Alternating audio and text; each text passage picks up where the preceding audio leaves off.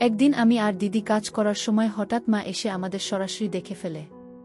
তখন মা বলল, আমার মেয়েকে ছেড়ে দে বাবা।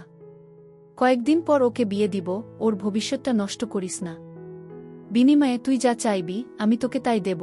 তখন আমি বললাম, কিন্তু মা, আমি যে ওগুলো ছাড়া একটা দিনও থাকতে পারি না। এতটাই অভ্যস্ত হয়ে গেছি, নেশাগ্রস্ত হয়ে যাবার চেয়ে কোনো অংশে কম না। মা বলল, তুমি পারবে, তোমার সব চাহিদা আমি পূরণ করে দিব। আমার মায়ের নাম পুষ্পরানী। তিনি 2 সন্তানের জননী। আমার নাম রঞ্জন সেন, ইন্টারমিডিয়েট এ পড়ছি, বয়স 19 বছর। আর আমার বড় বোন বিনিতা সেন, বয়স 22 বছর, বেসরকারি একটা বিশ্ববিদ্যালয়ে ফ্যাশন ডিজাইনিং পড়ছে। আমরা বাংলাদেশেরই দিনাজপুরের বাসিন্দা। কিন্তু আমাদের বাসায় আমাদের খুব কমই থাকা হয়। মায়ের ব্যবসা জনিত কারণে অধিকাংশ সময় ঢাকাতেই থাকা হয়। আমার মা একজন ডিভোর্সি নারী। প্রেমের বিয়ে হলেও আজ থেকে 14 বছর আগে আমার বাবা মায়ের ডিভোর্স হয়ে যায়। এর পেছনে আমার বাবারই দোষ বেশি ছিল। তিনি 1996 থেকে দুবাই থাকেন। বাবা বিদেশ যাবার পর থেকে আমাদের খোঁজ খবর নেয়া বন্ধ করে দেন। পরে আমরা জানতে পারি বাবা দুবাইতে ভারতীয় একজন নারীকে বিয়ে করে নতুন সংসার গড়েছেন। বাবা মায়ের ডিভোর্স হবার পর মা আমাদের 2 ভাই বোনকে নিয়ে বেশ মানসিকভাবে ভেঙে পড়েন। প্রেম করে বিয়ে করার কারণে নানা বাড়ির দিক থেকেও মায়ের সম্পর্ক নষ্ট হয়ে যায়। এমন অবস্থায় সামাজিক ও আর্থিকভাবে নিজের একটা শক্ত অবস্থান গড়ে তোলা আমার মায়ের জন্য বিশাল কঠিন হয়ে দাঁড়ায়। ঠিক এরকম অবস্থায় মায়ের পাশে এসে দাঁড়ায় আমার মায়ের আপন মামাতো ভাই। শুনেছি আমার মায়ের সেই কাজিন মামাতো ভাই ছোটবেলা থেকেই মাকে পছন্দ করতেন। কিন্তু হিন্দু সমাজে কাজিনদের মধ্যে বিবাহ নিয়ম বহির্ভূত হওয়ায় বিষয়টা আর আগায়নি। যাই হোক, মায়ের সেই মামাতো ভাই দিনাজপুরের একজন প্রভাবশালী রাজনৈতিক ব্যক্তি। তিনি আমার মা বাবার ডিভোর্স এর পর ওই হেল্পলেস অবস্থায় আমার মাকে ব্যবসা দাঁড় করাতে সাহায্য করেছিলেন এবং আজও মায়ের উপর বটবৃক্ষ মতো ছায়া দিয়ে যাচ্ছেন। বলে রাখি, এখন মায়ের দিনাজপুর ও ঢাকা শহরে মোট 3টি বিউটি পার্লার আছে, একটি বুটিক হাউস আছে আর পাশাপাশি একটা ট্যুরিজম এজেন্সি আছে। অন্য ব্যবসাগুলোতে মায়ের এতটা শ্রম দিতে হয় না, কিন্তু ট্যুরিজম এজেন্সির ব্যাপারে মাকে সবসময় অ্যাক্টিভ থাকতে হয়। আর মায়ের ট্যুরিজম এজেন্সির বিশেষত্ব হল এখানে হাতে গোনা কয়েকজন দেশি এলিট ক্লায়েন্ট আছে, আর বাকি ক্লায়েন্টদের বেশিরভাগই বিদেশি ট্যুরিস্ট ক্লায়েন্ট হিসাবে আসে। এতক্ষণ তো আমি আমার মা ও পরিবারের গল্প শোনালাম, যাতে পাঠক গল্পের প্রেক্ষাপটগুলো ভালোভাবে বুঝতে পারেন। এবার আসি আমার মায়ের নিজের কথায়। আমার মা পুষ্পরানী 42 বছর বয়সী একজন মডার্ন নারী। পা মাথা পর্যন্ত সাদা, 5 ফিট 6 ইঞ্চি লম্বা, দেহের ভাঁজে ভাঁজে বেশ চর্বি জমে গেছে। আগেই বলেছি আমার মা যথেষ্ট মডার্ন নারী। চুলগুলো পিঠ পর্যন্ত কাটা এবং সোনালি রং করা। বাসায় শুধু হাতা কাটা পাতলা সুতি কাপড়ের মেক্সি পরেন সবসময়, যার কারণে সবই আবছা আঁচ করা যায়। মায়ের ট্যুরিস্ট ক্লায়েন্ট হিসাবে যারা আসে তাদের অনেকেরই ঘুরতে এসে নারীর ডিমান্ড করে। সত্যি কথা বলতে মা নিজেই সেই কাজটা করেন। অল্প পরিশ্রমে, ভালো অর্থ আর একেবারে টপ প্রাইভেসি মেইনটেইন করে আমার মা এখন আমার বাবার চেয়েও ধনী। বলা যায় মায়ের ডিভোর্সপ্রাপ্ত হবার পর একটা জিদ চেপে গেছিল, যে করেই হোক আমার বাবার চেয়ে সে বেশি সম্পদ অর্জন করবে। আর তারই বাস্তবায়ন এই সমস্ত ব্যবসা, parlour, boutique house, top service. আমি আর আমার বোন সবই জানি, কিন্তু আমরা কখনোই মায়ের এসব কর্মকাণ্ডে কিছু বলতে পারিনি, কারণ আজ আমরা যে লাইফস্টাইল লিড করছি তা সবই সম্ভব হয়েছে আমার মা পুষ্পরানী গোয়ের কারণে। আমি একদিন মায়ের শাড়ি পরার সময় ওই দেখতে পাই। সেই থেকে আমার কল্পনার রানী আমার মা পুষ্পরানী গ। মা যখন হাঁটে তখন ঢেউ খেলানো রূপ ধারণ করে থাকে। আর মায়ের আরেকটা ভালো অভ্যাস হল উনি সবসময় পরিষ্কার পরিচ্ছন্ন থাকেন। ওই ব্যবসাতে মায়ের পদার্পণ প্রায় 9 বছর হচ্ছে। আমি গত 6-7 বছর হলো জানতে পারলেও আমার দিদি আগাগোড়া সবই জানত। যখন আমার মা 3-4 দিনের জন্য বাড়ির বাইরে ট্যুরে যেত ট্যুরিস্টদের গাইড হিসেবে, তখন আমার দিদিকে সব জানিয়েই যেত, যেন কোনো সমস্যা না হয় আর নিজেদের মধ্যে ভুল বোঝাবুঝিও না হয়। যাই হোক, এভাবেই চলছিল সবকিছু। গত 2022 সালে একদিন বিকালে আমার এক ক্লোজ ফ্রেন্ড নাবিল আমাকে জরুরিভাবে ঢাকার একটা নামকরা রেস্টুরেন্টে ডেকে পাঠালো। আমিও কারণ জিজ্ঞেস করাতে বলল, এলেই বুঝতে পারবি। আমিও ওর কথা মতো ওর দেয়া ঠিকানাতে পৌঁছে গেলাম। তারপর সে আমাকে একটা কর্পোরেট পার্টির অনুষ্ঠানে নিয়ে গেল। তারপর আমি যা দেখলাম তা দেখার জন্য আমি মোটেও প্রস্তুত ছিলাম না। আমি দেখলাম আমার মা সেখানে দুজন বিদেশির সাথে অত্যন্ত নিবিড়ভাবে আড্ডা দিচ্ছে। আড্ডার ফাঁকে তারা লাল পানীয় খাচ্ছে। এর মধ্যে একজন ৩০-৩২ বয়স, অবশ্যই মায়ের চেয়ে বয়সে ছোট, আড্ডার ফাঁকে আমার মায়ের সাথে হাতের কাজ করছে। বিশ্বাসটা আমার বন্ধু আরও ১ ঘন্টা আগে থেকে দূর থেকে তাদের ফলো করছে এবং এই জন্যই আমাকে ডেকেছে। আমি বন্ধুর চোখের দিকে তাকাতে পারছিলাম না লজ্জায়। এমন অবস্থায় নাবিল আমাকে স্বাভাবিক করবার জন্য বলল, এ সমস্ত বিষয় দেখে দুঃখ পাবার কিছু নেই বন্ধু। এখন দুনিয়াটা এরকম, তাই দেখে সহ্য করতে পারলে মজা নিতে চেষ্টা কর। আর নইলে চল এখান থেকে আমরা চলে যাই। বন্ধুর কথায় আমি কেমন যেন একটা আভাস পেলাম। যেহেতু আমি আগে থেকেই মায়ের প্রতি একটু পাগল ছিলাম, তাই নীরবে দাঁড়িয়ে একটা অরেঞ্জ জুস খেতে খেতে দেখতে থাকলাম। আমার নীরবতা দেখে নাবিল বলে উঠল, তুই এখন নিশ্চয় আমার সামনে ভীষণ লজ্জা পাচ্ছিস।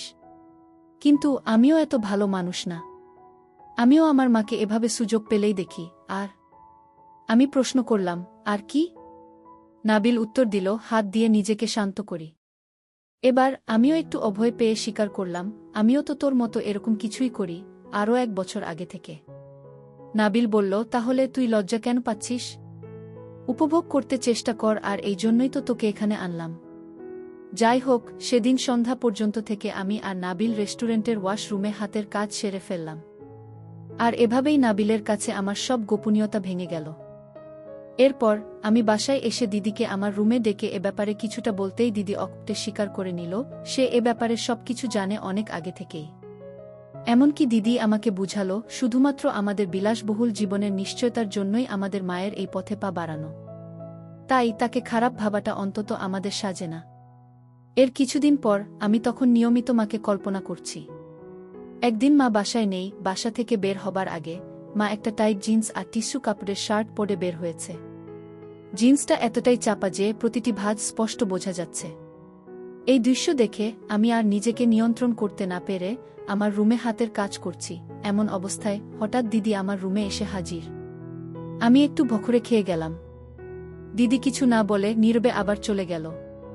খানিকটা সময় পর আমি দিদির মনোভাব বুঝতে দিদির রুমে গিয়ে গল্প করার চেষ্টা করতে থাকলাম। কিন্তু দিদি বেশি কিছু না রেসপন্স করে একদম সরাসরি জিজ্ঞেস করে বসল, আমি যেটা করছিলাম সেটার পেছনের কারণটা কি আমাদের মা? আমি কি উত্তর দেব ভেবে না পেয়ে কইলাম, আমি না নিজেকে কন্ট্রোল করতে পারিনি রে দিদি। আমাকে এবারের মতো ক্ষমা করে দে, আর মায়ের কাছে প্লিজ কিছু বলিস না। তখন দিদি বলল, এই বয়সে এরকম হয়, কিন্তু এভাবে নিজের মায়ের প্রতি দিন দিন অসুস্থ আসক্তি না বাড়িয়ে অন্য কিছুতে নিজেকে ব্যস্ত রাখ। আমার তো দুনিয়াটাই তোর আর মাকে ঘিরে। আমি বুঝি এটা ঠিক না, তবুও না করে পারি না। দিদি এবার সরাসরি বলে ফেলল, দেখ, আমাদের জন্যই আমাদের মা আজ এসব করছে, আর সেই আমরাই যদি তাকে অন্যদের মতো মনে করে থাকি, তাহলে এই দুনিয়ায় আমাদের মায়ের মতো দুর্ভাগ্য ও দুঃখ আর কারো নেই। গিয়ে আমি বললাম, আমার যে ইদানিং নারী দেহের স্বাদ পেতে খুবই ইচ্ছা করে, তাহলে আমি কি করব বল? দিদি অনেকটা কষ্ট ও হতাশা নিয়ে বলল, এতই যদি তোর মায়ের অবয়ব নিয়ে ব্যাকুলতা থাকে, তাহলে আমিও তো মায়ের শরীরেরই তৈরি। তুই আমার সাথে তোর স্বাদ মিটিয়ে নিস, তবুও মায়ের দিকে এই নজরে আর তাকাবি না। কথাটা বলা মাত্রই দিদির চোখ দিয়ে অশ্রু নামতে শুরু করল। আমি বললাম, তুই মায়ের হয়ে আমার শখ মেটাবি? দিদি নির্বিকার চিত্তে চেয়ে মৌনতা পালন করে সম্মতি দিল। আমি দিদিকে বললাম, তাহলে প্লিজ আমাকে সাহায্য কর, আমি তোর সব কথা রাখব। দিদি বলল, ঠিক আছে, কিন্তু ভুলেও যেন মা কোনোদিন টের না পায়। এভাবে টানা ৬ মাস দিদির সাথে ওসব কাজ করে গেলাম। কিন্তু সত্যি বলতে আমার তখনও মায়ের দেহের প্রতি লালসা কাটেনি, যেন আরও দিন দিন বেড়েই চলেছে। কিন্তু আমি দিদিকে কিছু বুঝতে দেই না। মাঝে মাঝে নাবিলের বাসায় গিয়ে দুজন ধোয়া সেবন করে আমার মাকে কল্পনা করে দুজন একসাথে ইচ্ছা পূরণ করতাম। যাই হোক, একদিন সন্ধ্যা রাতে মায়ের পার্টি আছে বলে মা বলে গেলেন। আজ রাতে মা ফিরবেন না, ভোরে বাসায় ফিরবেন। আমি আর দিদি সেই রাতের সদ্ব্যবহার করতে শুরু করলাম, কিন্তু বিধির কি লীলা খেলা। আচমকাই রাত ১১টা নাগাদ বাড়ি ফিরে কলিংবেল না দিয়েই এক্সট্রা চাবি দিয়ে দরজা খুলে দেখেন আমি আর দিদি একেবারে ওই অবস্থায় ড্রয়িং রুমে টিভি দেখছি। এই অবস্থা দেখে মায়ের যেন নাবিল ভেঙে পড়ল। তিনি কোনো কথা না বলে দ্রুত পায়ে তার রুমে চলে গেল, আর রুমের দরজা সারারাতেও খুললেন না। আমি আর দিদি রাতভর মায়ের দরজাতে বারবার কড়া নাড়তে নাড়তে ভোরবেলা মা দরজা খুলেন এবং শুধু দিদিকে ভেতরে ডাকলেন। সম্ভবত কিছু প্রশ্ন করলেন দিদিকে।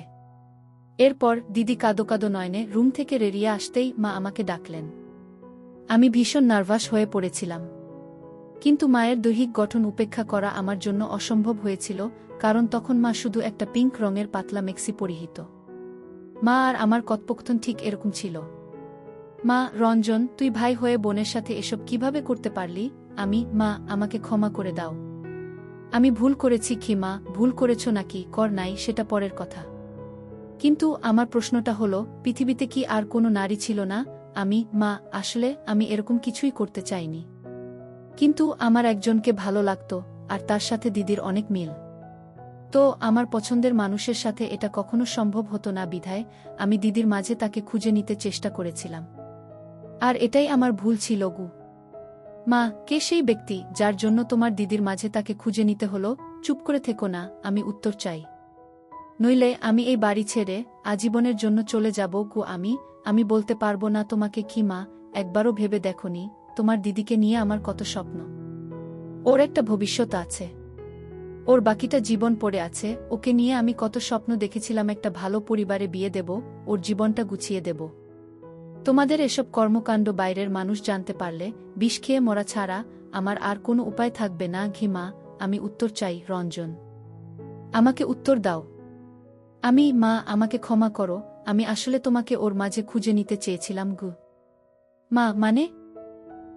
তোমার রূপসাজসজ্জা আমাকে বিমোহিত করে ফেলেছিল, যার প্রভাব দিদি টের পেয়ে নিজেকে আমার কাছে সঁপে দিয়েছে। তবুও যেন আমি এই পথে আর পা না বাড়াই। দিদির কোনো দোষ নেই মা, দোষ সব আমার কি মা। কি তুমি আমার ছেলে রঞ্জন? তুমি কি বলছো বুঝতেছ? তুমি আমাকে আর 5টা মেয়ের সাথে ঘুলিয়ে ফেলেছ। আমি না তোমার জন্মদাত্রী মা? আমাকেও তুমি এই দৃষ্টিতে দেখো। আমার ভুল হয়ে গেছে ইউ। মা, এবার ভগবানের দয়ায় নিজের বোনের ভবিষ্যতের কথা ভেবে এগুলো বন্ধ করো, নইলে ওকে বিয়ে দেয়া মুশকিল হয়ে যাবে গু। তাহলে আমি এই অভ্যাস ত্যাগ করব কি করে মা? তুমিই বলে দাও। মা, কতদিন ধরে এইসব কাজ করে চলেছ তোমরা?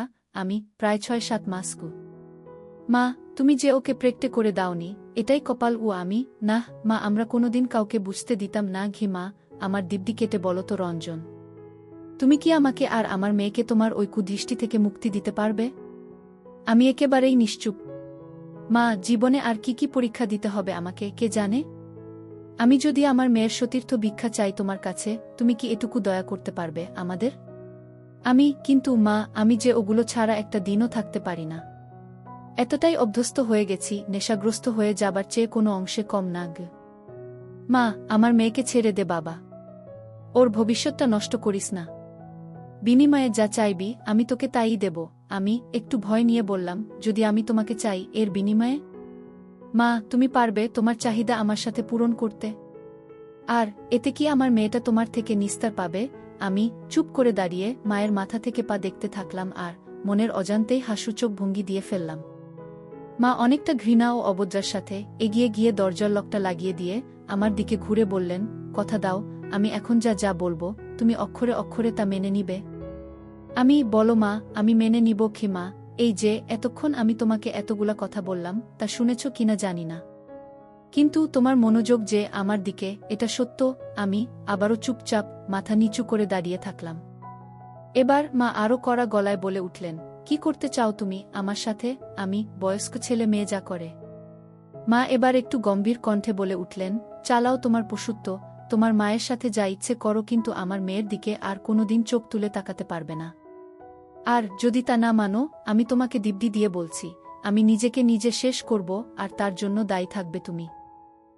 মায়ের চোখের দিকে তাকিয়ে বুঝলাম, প্রথমে রাগ নিয়ে সূত্রপাত হলেও তিনি একটু লজ্জা পাচ্ছেন। এরপর আমি আর কোনো কিছু না ভেবে মায়ের দিকে মনোনিবেশ করলাম। 2 পা এগুতেই দরজার উপাস থেকে আমার দিদি হাউমাউ করে কাঁদতে কাঁদতে ঘরে ঢুকে পড়ল। দিদি বারবার অনুনয় বিনয় করে আমাকে আর মাকে বলছে, সব দোষ আমার মা, আমার জন্য তুমি এত বড় ভুল করো না। তারপর দিদি আমাকে জড়িয়ে ধরে কাঁদতে কাঁদতে বলতে থাকল, ভাই প্লিজ, তোর যা ইচ্ছে আমার সাথে কর, তবুও মায়ের সাথে এমন কিছু করিস না গে। এদিকে আমি দিদিকে বললাম, না দিদি, আমি মাকে কথা দিয়েছি আমি তোর দিকে আর চোখ তুলেও তাকাবো না গে। মনে মনে আমি ভাবছি, আজকের এই সুযোগ আমার কোনোভাবেই হাতছাড়া করা যাবে না। দিদি তখনও ঘটনাস্থলে দাঁড়িয়ে কেঁদে চলেছে। এক পর্যায়ে মা নিজেই দিদিকে উদ্দেশ্য করে বলে উঠলেন, উফ, এত ভোরবেলা আশেপাশের এলাকার মানুষ জড়ো করবি নাকি? নিজের অপরাধের জন্য যদি এতই অনুতপ্ত বোধ হয় তাহলে তুই তোর রুমে গিয়ে যা খুশি করগু। সাথে সাথে আমার মাথায় একটা দুষ্টু বুদ্ধি খেলে গেল। যেহেতু দিদি আর আমার মাঝে গোপন কিছুই নেই, আর আমাদের মায়েরও দিদির সামনে কোনো রকম ইতস্তত বোধ দেখছি না, তাহলে দিদিকে আমাদের কর্মকাণ্ডের সাক্ষী বানিয়ে নেই। তাই আমি মাকে বললাম, মা, ভুলেও এখন দিদিকে একা ঘরে পাঠিও না, হঠাৎ যদি আত্মঘাতী কোনো ঘটনা ঘটিয়ে ফেলে। এটা শুনে সাথে সাথে দিদিকে উদ্দেশ্য করে মায়ের আদেশ, না খুকি, তুই কোথাও যেতে পারবি না। তুই এখন যা যা ঘটবে তা পুরোটা বসে দেখবি। নিজের ভাইয়ের সাথে পাপাচার করতে পেরেছ আর তার প্রায়শ্চিত্ত করতে পারবে না, তা তো হবে না গু। এই কথা শুনে দিদি হতভাগা মায়ের রুমের সোফাতে চুপচাপ বসে সবকিছু অবলোকন করতে থাকল। মা যেন আমার প্রতিটি পদক্ষেপ সম্পর্কে আগে থেকেই অবগত। আমি দিদির দিকে তাকিয়ে দেখলাম, দিদি প্রথমে কান্নাকাটি করলেও এখন বোধ হয় অনুভূতি নেয়া শুরু করেছে। দিদিকে বললাম, দিদি, আজ যদি আমি এখানে পুরোটা সম্পন্ন করি, তোর কোনো আপত্তি আছে? দিদি মাথা নাড়িয়ে ক্ষীণাসূচক উত্তর দিল। কিন্তু আমি বুঝতে পারছি আমাদের কর্মকাণ্ড দেখে দিদিরও খুব ইচ্ছা জেগেছে। তাই আমি লজ্জাশরম ত্যাগ করে মায়ের কাছে বিশ্বাসটা উপস্থাপন করলাম, এইভাবে যে, দেখো মা, তুমিও একজন নারী, দিদিও আরেকজন নারী। আমাদের কর্মকাণ্ডের ফলে দিদির ভেতরেও তো কোনো সুপ্ত ইচ্ছা জাগতে পারে। হ্যাঁ, আমি তোমার মেয়েকে স্পর্শ করব না, তোমাকে কথা দিয়েছি। কিন্তু ও নিজে থেকে যদি নিজের জ্বালা মিটিয়ে নিতে পারে, তাহলে তো আমাদের কোনো আপত্তি থাকা উচিত নয়, তাই না? মা দিদির চোখের দিকে তাকিয়ে দেখে তার সারা মুখ লাল হয়ে গেছে। তাই মা দিদিকে উদ্দেশ্য করে বললেন, কেউ যদি নিজের ব্যাপার নিজে থেকে প্রকাশ না করে, তবে তাতে কি আমাদের দায়? মানে মা দিদিকে পরোক্ষ অনুমতি দিলেন। আবারও বুঝলাম মা এরকম বিশ্বাসটাগুলোতে অভ্যস্ত হওয়ায় তেমন কিছুই মনে করল না। শুধু একটু খোঁচা মেরে বলল, এই তাহলে বীরপুরুষের দম। এবার মা দিদির দিকে তাকিয়ে তাচ্ছিলের সাথে বলল, এই মরদ নিয়ে আবার জ্বালা মেটাতে এত ব্যাকুলতা? কথাটা শুনে দিদি বরাবরের মতো সোফাতে নির্বিকার চিত্তে নেতিয়ে থাকলেও আমার খুবই আত্মসম্মান বোধে লাগল। যাই হোক, সেই ভোরবেলা থেকে শুরু হওয়া আমাদের তিনজনের মানবিমান, মায়কান্না অবশেষে লীলাখেলার প্রাথমিক প্রবর্তনা রূপে সকাল 9টার দিকে শেষ হল। সেদিন সকাল 9টায় কাজ শেষ করে আমরা ক্লান্ত হয়ে ওভাবেই ঘুমিয়ে গেলাম। আমার ঘুম ভাঙল ঠিক দুপুর 2টায়। ঘুম ভেঙে দেখি দিদি স্নান করতে গেছে, আর আমার মা রান্নাঘরে কাজ করছেন। মা একটু মোটা স্বরে বলে উঠলেন, অনেক হয়েছে তামাশা, এবার স্নান করে খেয়ে আমাকে উদ্ধার করব। আমি, কেন মা, কোনো কাজ আছে নাকি? মা, বিকালে একটু তোর মামার অফিসে যেতে হবে। আজ তো তোর মামার জন্মদিন। আমি, শুধু কি তোমারই যাবার কথা, নাকি অন্যদেরও যাবার কথা আছে? মা, কেন, তুই যাবি? চলো না, তোর মামা কতবার করে তোকে আর তোর দিদিকে নিয়ে যেতে বলে। আমি, দিদিকে বলে দেখো, ও যদি না যায় তাহলে আর কি করার, আমি না হয় বডিগার্ড হিসেবে যাব তোমার সাথে গু। মা, শোনো না, তোর মামা তো তোর দিদির জন্য একটা পাত্রের প্রস্তাব নিয়ে এসেছে, আমাকে এখনো পুরোটা জানায়নি, কিন্তু বলেছে পাত্রটা সব দিক থেকে ভালো, কিন্তু সমস্যা একটাই, বয়সটা একটু বেশি। আমি, যার জন্য পাত্র দেখছ তাকে জিজ্ঞেস করেই দেখো তার মতামত কি। আমি জানি আমার দিদি আমার বন্ধু নাবিলকে মনে মনে পছন্দ করে। নাবিলও দিদিকে বেশ পছন্দ করে। টুকটাক প্রাথমিক পর্যায়ের প্রেমও চলছে ওদের মাঝে। যদিও নাবিল আর আমি সমবয়সী, তার মানে নাবিল দিদির চেয়ে 3 বছরের ছোট। নাবিলের পরিবার যথেষ্ট অভিজাত হলেও শুধুমাত্র বয়সের কারণে বিশ্বাসটা আলোর দিশে পাচ্ছে না। মা, তোর দিদি তো কিছু বলে না? তুই একটু দেখ না তোর দিদির আসলে মতিগতি কি। আমি, ঠিক আছে মা, আমি যদি কোনো পাত্রের সম্বন্ধ নিয়ে আসি আর দিদি যদি তাতে রাজি থাকে, তাহলে তোমার কি আপত্তি থাকবে? মা, দেখ, তোর দিদি যদি রাজি থাকে আর পাত্রের পরিবার ভালো হয়, তাহলে আমার কেন আপত্তি থাকবে? এই বলে আমার স্নান করতে চলে গেল। এই ফাঁকে আমি নাবিলকে ফোন দিয়ে বললাম 1 ঘন্টার মধ্যে জরুরিভাবে দেখা করতে। 1 ঘন্টা পর নাবিল আসলো। নাবিলকে নিয়ে আমি আমাদের ছাদে গেলাম। ছাদে গিয়েই নাবিল আমার মায়ের রোদে মেলে দেয়া ছোট কাপড়ের দিকে নজর দেয়া শুরু করে দিল। আমি, শোনো, তোকে খুব সিরিয়াস বিষয় নিয়ে কথা বলার জন্য ডেকেছি। কি নাবিল? কি রে, মাসিমাকে লাইনে আনতে পেরেছিস নাকি? আমি, সেটা পরের কথা, আগে বলতো দিদি আর তোর ব্যাপারটা কতটা সিরিয়াস? তোরা কি একে অন্যকে বিয়ে করার ব্যাপারে প্রতিশ্রুতিবদ্ধ? নাবিল, দেখ রঞ্জন, তোকে তো লুকানোর কিছু নেই। তুই তো জানিস আমি তোর মায়ের জন্য মরতেও পারি। সম্ভব হলে তোর বোনকে আর তোর মাকে একসাথে বিয়ে করতাম গু। তুই যদি তোর বাসায় আজকালের মধ্যে ম্যানেজ করে আমার বোনকে বিয়ে করতে পারিস, তাহলে আমি তোকে কথা দিচ্ছি, আমার ঘরের সব তোর সামনে খুলে দেবার দায়িত্ব আমার। নাবিল, সব মানে মাসিমাও আমি ধরে নে তাই। তবে ধৈর্য রাখতে হবে। নাবিল, তুই তো জানিস আমার বাড়িতে আমার বাবা ছাড়া কেউই নেই, আর বাবাও মেরিন ইঞ্জিনিয়ার, বছরে ৩-৪ মাসের জন্য ছুটি পায়। তাই এসব ব্যাপারে আমার মতামতই ফাইনাল। কিন্তু আমার আর তোর দিদির যে বয়সের পার্থক্য, এটা তুই তোর বাসায় ম্যানেজ করতে পারবি কি?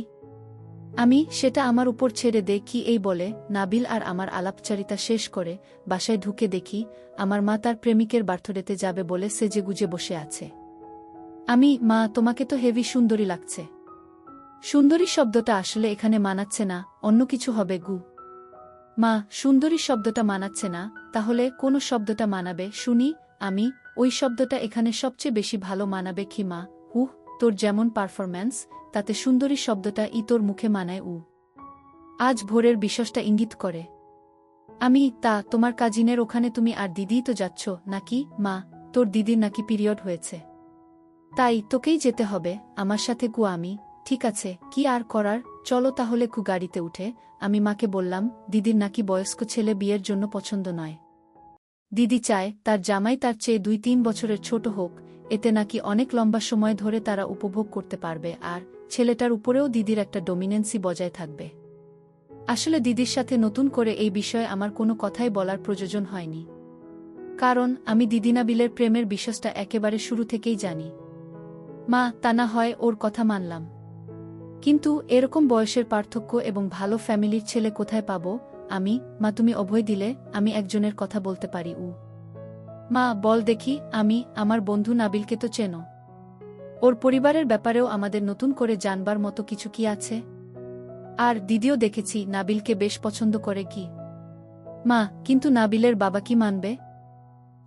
তোমার দিক থেকে কোনো আপত্তি না থাকলে আমি বিষয়টা নিয়ে সিরিয়াসলি খোঁজ নিয়ে দেখতে পারি। এরপর কেটে গেল ১ মাস। সেই ১ মাসে আমার মা পুষ্প সেন মাত্র ৭ দিন বাড়িতে ছিল, বাকি দিনগুলো ২ জন জাপানিজ ক্লায়েন্ট এর সাথে কাটিয়ে বেশ ভালো টাকা কামিয়ে এনেছেন। আজ নাবিল ও দিদির বিয়ে হলো, দুজনেই বেশ খুশি। নাবিল একটু বেশিই খুশি, যেটা আমি শুধু জানি। আজ দিদি আর নাবিলের ফুলসজ্জার রাত। এই সুযোগে আমিও মায়ের কাছে দাবি করেছি, দেখো মা, আমি আমার কথা রেখেছি। তোমার মেয়ের বিয়ের চিন্তাও তোমার আর নেই, এবার আমাকে তোমার সবটুকু মধু খেতে দিতে হবে। মা, তাই বলে মেয়ের ফুলসজ্জার রাতেই ছেলের ফুলসজ্জা হবে? জামাই বাবা যদি কিছু টের পেয়ে যায়, ওরা ওদের কাজ নিয়েই মশগুল থাকবে নাকি তোমার আমার ঘরে আড়ি পেতে বসে থাকবে? মা, আচ্ছা ঠিক আছে, রাতে তুই আমার ঘরে ঘুমাবি তাহলে গু। শুধু এটুকুতে হবে না, তুমি তোমার কায়েন্ডের জন্য যেভাবে সাজসজ্জা করো, আজ তুমি আমার জন্য একইভাবে প্রস্তুত হয়ে থাকবে। এটা তোমাকে মানতেই হবে কি মা? হায় ভগবান! আচ্ছা, যা মানলাম মহারাজের আর্জি। এবার খুশি তো? হঠাৎ রাত ২টার সময় পাশের রুম থেকে এখন দিদি ফোন দিল। ভাবতে ভাবতে আমরা নিজেদের কিছুটা সামলিয়ে নিলাম। তারপর ফোন কল ব্যাক করতেই আরেক কাহিনীর সূত্রপাত। ফোনের উপাস থেকে দিদির কান্না শুনে বুঝলাম কিছু একটা ঘটেছে। আমরা রুম থেকে বেরিয়ে দিদির রুমের সামনে যেতেই দেখি দিদি দরজায় দাঁড়িয়ে কাঁদছে। তারপর দিদি কাঁদতে কাঁদতে মায়ের কাছে অক্টে তার স্বামীর সাথে কথা বলতে রুমে যেতে বলল। মা ওই অবস্থাতেই নাবিলের কাছে গিয়ে কি ব্যাপার, কি হয়েছে টাইপ কিছু প্রশ্ন করতেই নাবিল আমাকে ডাক দিল। আমি রুমে ঢুকতেই নাবিল রুমের দরজাটা লাগিয়ে দিল। তারপর আমাকে সামনে রেখে নাবিল তার পুরো মনোবাসনা মায়ের কাছে খুলে বলল। সাথে এটাও বলে দিল, দেখুন মা, আপনার ছেলে আমার সবচেয়ে প্রিয় বন্ধু, আর তাই ওকে আমি সবকিছুই শেয়ার করি, ঠিক রঞ্জনও আমায় সবকিছু শেয়ার করে। আপনি যেন ভাববেন না আপনার ছেলের সামনে আপনি মুখ দেখাবেন কি করে। এরপর মা ২ মিনিট শান্ত থেকে আমাকে থমথমে গলায় বললেন, রঞ্জন, রুমের দরজাটা লাগিয়ে তোর দিদির সাথে বসে কথা বল, আমি ৩০ মিনিট পর আসছি। আমিও এর সাথে সাথে রুম থেকে বের হয়ে মৃদু হাসি দিয়ে মনে মনে বললাম, সাবাস নাবিল। এরপর আমি দিদির সাথে বসে আড্ডা দিচ্ছি আর লাল পানি খাচ্ছি। দিদি বিয়ের আগে থেকেই জানত নাবিল কি চায়, তাই নাবিলের প্ল্যান অনুযায়ী মিথ্যে অভিনয় করে এভাবে নাবিলকেও মায়ের নিতে সাহায্য করে দিল। ১.৫ ঘণ্টা পর মা দিদির বাসর ঘর থেকে নিজের ঘরের বাথরুমে চলে গেল স্নান করতে।